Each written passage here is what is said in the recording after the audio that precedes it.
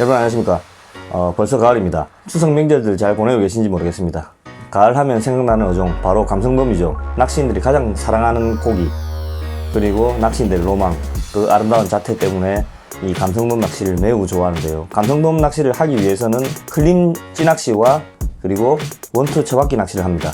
오늘 이 시간에는 클림 찌낚시 중에서도 막대찌 그리고 구멍찌가 있습니다. 이 둘의 얘기를 하다 보면 정말로 할 얘기가 많은데요. 막대찌 같은 경우에는 남해 쪽에서 많이 씁니다. 남해 동부권, 특히 경상도권에서 많이 쓰고요. 남해 서부권, 전라도권에서는 구멍찌를 좀 많이 쓰는 편입니다. 이유는 물색과 관계가 있는데요. 전라권 쪽에 가다 보면 뻘이 조금 많기 때문에 물색이 좀 탁한 경우가 많습니다. 그렇기 때문에 발 앞에서 고기들을 무는 경우가 많기 때문에 구멍찌로 공략이 가능하지만 남해권 같은 경우에는 물색이 깨끗하다 보니까 공략하는 거리들이 원거리 포인트들이 워낙 많습니다. 그렇기 때문에 잘 보이는 막대찌를 많이 선호하는 편이죠. 그래서 우리가 어떤 분들은 막대찌가 너무 좋다, 어떤 분들은 구멍찌면 다 된다 라고 하는데, 오늘 이번 시간에는 이 막대찌 잘 활용하면 정말로 편하기 때문에 막대찌의 매력과 장점, 그리고 또 막대찌가 가지고 있는 단점들 한번 보도록 하겠습니다. 이 영상 보시고 한번 도전해보세요.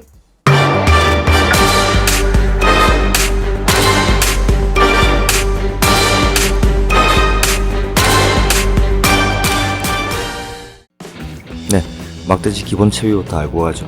첫째 필요한 것은 면사매듭, 그리고 반응부수, 그리고 찌오 홀더가 있죠. 찌오 홀더를 쓰시던지 아니면 막대찌의 밑에 있는 바로 고리를 쓰시던지, 둘 중에 하나를 선택하시면 좋은데, 찌오 홀더를 선택을 하시면 채비 교체가 좀 용이합니다. 그 외에 조금 불편한 점은 장타를 치는 데는 좀 더 불편할 수 있습니다. 자, 둘 중에 하나 택일을 하시고요. 그 다음 찌 멈춤 고무가 필요합니다. 찌가 더 이상 내려오면 안 되겠죠. 그리고 수중찌, 그 다음 도래, 그리고 뽕돌 바늘 되겠습니다. 여기서 핵심 키포인트가 있는데 나중에 또 설명을 할 테지만 지금 미리 말씀을 드리자면, 찌 멈춤 고무가 여기 있는데 찌 멈춤 고무와 도래 사이에 간격이 있습니다. 이 간격이 내가 가지고 있는 찌의 높이만큼 정도를 벌려주시는 게 가장 좋습니다. 막대찌는 이 사이의 길이만큼 벌려주지 않으면 나중에 캐스팅할 때 줄 꼬임이 엄청나게 심하게 발생을 많이 합니다. 본인이 캐스팅과 채비 조작에 실력이 있으시다면 크게 상관이 없겠지만, 많이 벌리게 되면 캐스팅이 조금 불리하고, 그리고 좁게 되면 캐스팅 시에 채비 엉킴이 많이 발생하기 때문에 매 막대찌의 길이만큼 벌려주시는 게 유익하다고 보시면 되겠습니다. 여기는 사실 조금 더 간편하다고 볼 수 있겠죠. 하지만 큰 차이는 없습니다.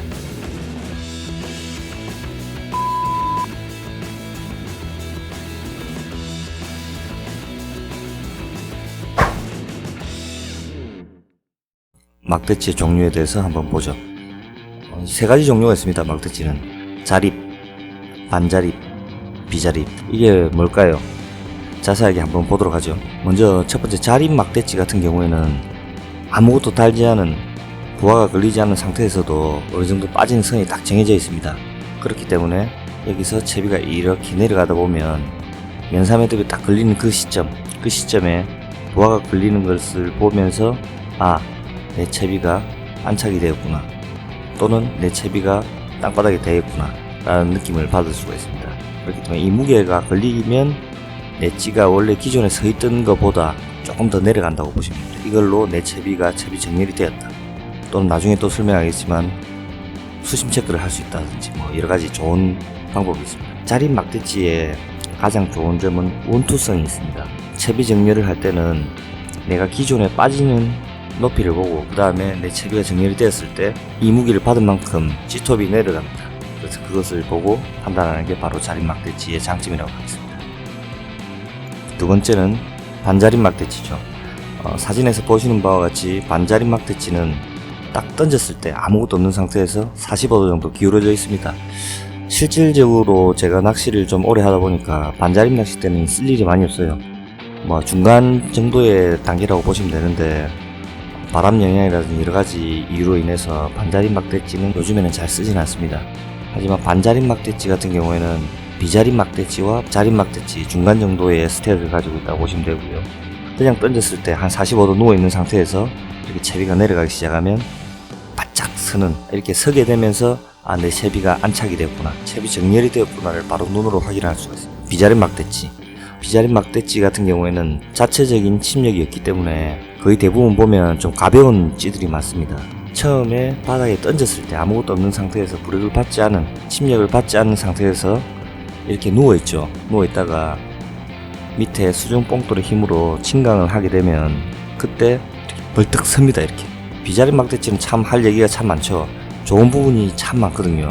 하지만 이 비자림 막대치 같은 경우에는 자중이 가볍기 때문에 원투를 잘 못 친다는 단점이 있습니다. 요즘에는 좋은 제품들이 많이 나와 있는데 막대치 같은 경우에는 장점이 있는 반면에 그 장점이 단점도 될 수 있는 그런 조건을 많이 가지고 있습니다. 자, 이렇게 세 종류의 막대치 종류가 있고요. 이에 반해서 구멍찌 같은 경우에는 내 채비가 정렬이 되었다 안 되었다에 대해서 확인할 길이 크게 없습니다. 사실 눈이 좋다면 조그마한 움직임으로 파악이 되겠지만 막대치는 채비 정렬 그리고 수심 체크에 아주 용이합니다.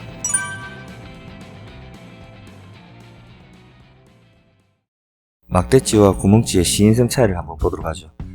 많은 분들이 막대치를 잘 보이기 때문에 하는 그 이유 중에 하나가 바로 이 낚시를 하는 도중의 시인성입니다. 첫 번째 상황에는 시야와 수면 차이가 적을 때죠. 쉽게 설명하면 아주 수면이 내 몸과 가까울 때의 얘기입니다.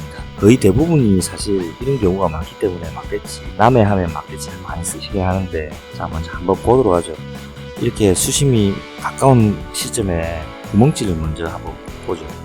구멍찌 같은 경우에는 잠겼다 들어갔다 또 살짝 들어갔다 나왔다 아주 미세한 입질, 흔히 말하는 30cm 정도 빠졌다가 20cm 정도 빠졌다, 때로는 물이 탁할 때는 사실 이게 입질인지 이렇게 빨리 내려가면 파악이 되지만 입질인지 아닌가 파동가 이런 경우가 있는 반면에 이 막대치 같은 경우에는 수면 위에 찌톱이 나와 있기 때문에 조금씩 미세하게 움직이는 것을 눈으로 파악을 할 수가 있습니다. 그렇기 때문에 막대치는 수면이 가까운 경우에는 정말로 잘 보이죠. 이런 때 사실 막대치가 상당히 유리합니다. 그렇다고 구멍치가 안 보인다, 그건 아닙니다. 또 다음 상황, 두 번째 상황으로 한번 가보도록 하죠. 상황 두 번째는 시야와 수면이 차이가 클 때입니다. 제가 높은 자리에 있고 바다는 밑에 있는 경우죠. 쉽게 말하면 큰 석축의 방파제라든지 아니면 우리가 지대가 높은 지대에서 바닥을 볼 때 막대치 같은 경우에는 위에서 우리가 이렇게 내려다보게 되면 이게 옆으로 누웠는지 또는 파도에서 밀려서 왔다 갔다 하는 게 앞뒤로 왔다 갔다 하는 것인지 아래 위로 빠지는 것인지 잘 판단하기 힘듭니다. 이런 경우에는 사실 왔다 갔다 하더라도 파도에서 앞뒤로 왔다 갔다 하는 것인지 잘 보기 힘들죠. 하지만 구멍찌 같은 경우에는 위에서 보게 되면 수면 밑으로 들어갔다 나왔다 하는 게 확연하게 차이가 납니다. 뭐냐면 물속으로 들어가는 것들이 흐물흐물하면서 눈에 보이게 되죠. 높은 지역에서는 구멍찌가 좀 더 유리하지 않나 라고 생각합니다. 흔히들 보면 높은 직벽이라든지 이런 곳에서 우리가 낚시를 하다 보면 구멍찌가 훨씬 더 잘 보인다는 걸 느낄 수가 있죠. 자, 상황 세 번째는 우리가 선상 낚시를 할 때 보면 막대치를 가장 많이 씁니다. 선상 흘림 낚시에서 막대치를 쓰는 이유는 첫 번째 상황과 마찬가지로 수면이 상당히 가깝습니다. 그렇기 때문에 선상에서 또 50m, 100m 이렇게 멀리 흘리게 되면 사실 구멍치는 잘 안 보입니다. 하지만 수면과 가까운 막대치 같은 경우에는 엄청나게 잘 보이죠. 그렇기 때문에 많은 분들이 이렇게 생각하십니다.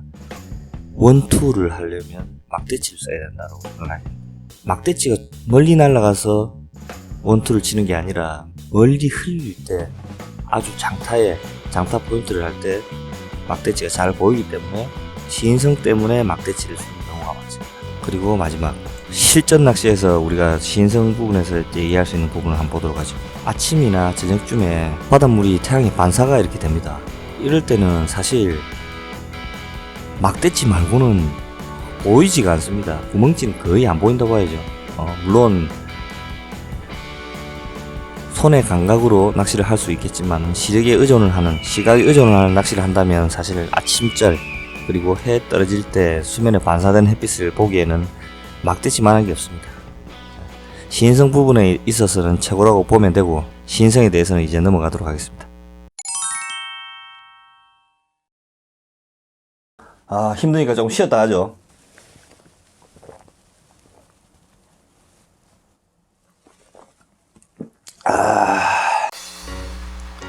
기상 상황과 찌의 특성에 대해서 한번 알아보도록 하죠. 파도와 조류가 강할 때 단점에 대해서 한번 보도록 하겠습니다. 첫째는 바람이 강하게 불게 됩니다. 구멍찌에 비해서 이 바람이 강하게 불게 되면 막대찌는 찌톱이 위에, 하늘 위에 있기 때문에, 수면 위쪽에 있기 때문에 찌가 우리가 흔히 말하는 까분다고 합니다. 이런 식으로 바람이 지나가게 되면 까딱까딱까딱거려요. 이게 입질인지 아닌지. 또 그리고 수면 위에서 있기 때문에 바람의 영향을 많이 받습니다. 그렇기 때문에 찌가 많이 움직이고 시야를 간섭하는 경우가 많이 생깁니다. 이런 경우에 참 난감하죠.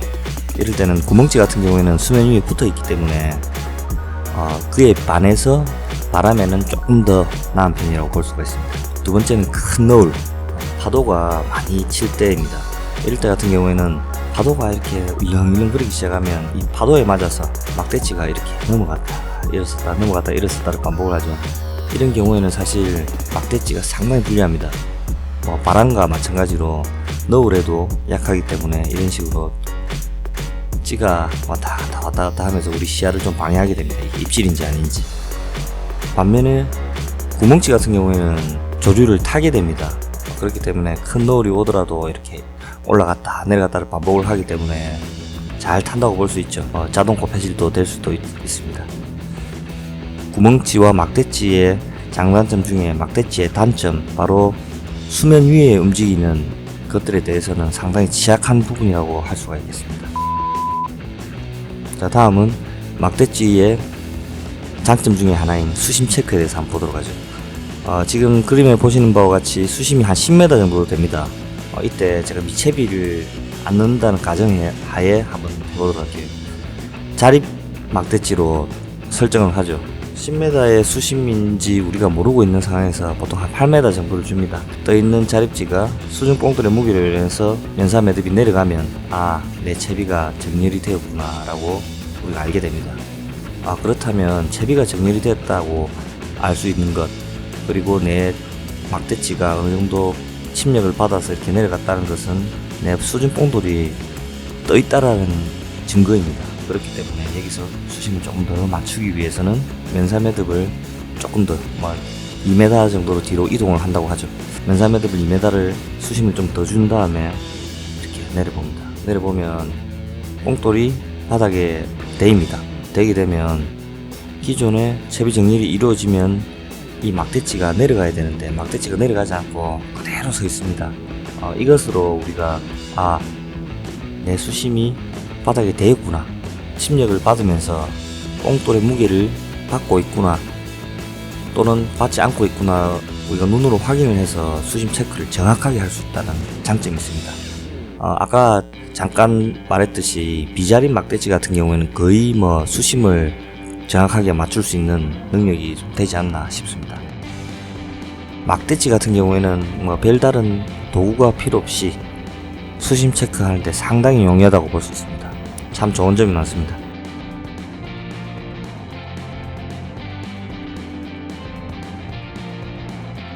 자, 다음으로 넘어가도록 하겠습니다. 양대 산맥이긴 하지만 이 모양 차이는 조류의 영향을 얼마나 더 많이 받나 적게 받나의 차이가 있습니다. 이 부피라는 것은 부피가 크면 클수록 조류의 영향을 많이 받고, 막대찌처럼 이렇게 슬림하면 조류의 영향을 적게 받게 됩니다. 막대찌는 구멍찌에 비해서 부피가 작기 때문에 조류가 받는 표면적이 작습니다. 구멍찌와 비교했을 때 채비가 조금 더 천천히 간다고 보시면 되겠습니다. 보시는 바와 같이 이렇게 천천히, 구멍찌의 같은 찌에 비교를 했을 때 구멍찌보다는 조금 더 늦고 조금 더 천천히 가게 됩니다. 이 장점을 살려서 빠른 조류에서 조금 더 천천히 갈 수 있는, 뽕돌 역시도 순간 수중 뽕돌, 부피가 작은 뽕돌로 교체를 해서 하시는 분들도 많이 계시고요. 그리고 구멍찌 같은 경우에는 조류를 잘 타는 찌이기 때문에 느린 곳에서 조류를 타면서 서서히 자연스러운 위빙이라고 하죠. 혼자서 서서히 자연스럽게 이렇게 파도를 타면서 자동 코폐질을 해주면서 이렇게 좋은 장점들이 있습니다. 참고하시면 되겠습니다.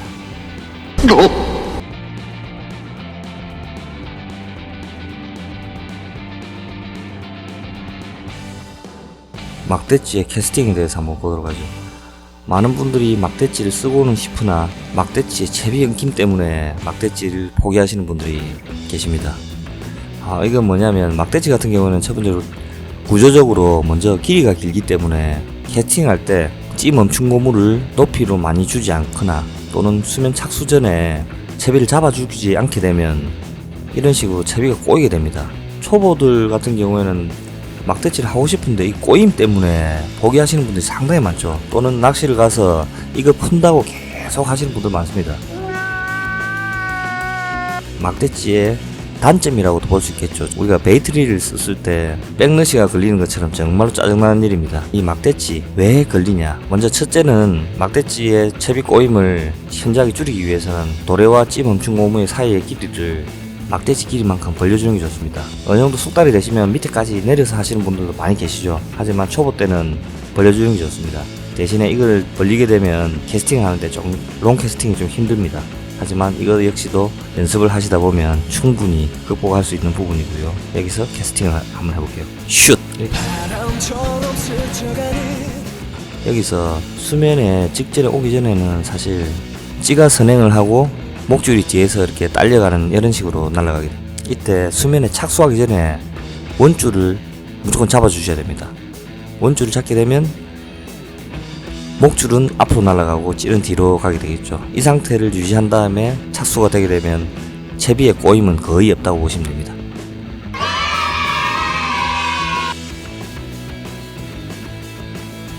여러분들 좀 더 이해가 쉬웠는지 모르겠습니다. 저 역시도 초보 시절이 있었고 항상 궁금했던 부분들 어떤 게 좋을까 항상 생각했던 부분들을 초보의 입장에서 생각해서 나는 이랬구나 저랬구나에 대해서 영상으로 한번 편집을 해서 만들어 봤습니다. 남은 연휴기간 잘 보내시고 올 가을에는 감성돔 한번 잡아보시죠. 정보가 유용하셨다면 구독과 좋아요 부탁드리겠습니다. 감사합니다.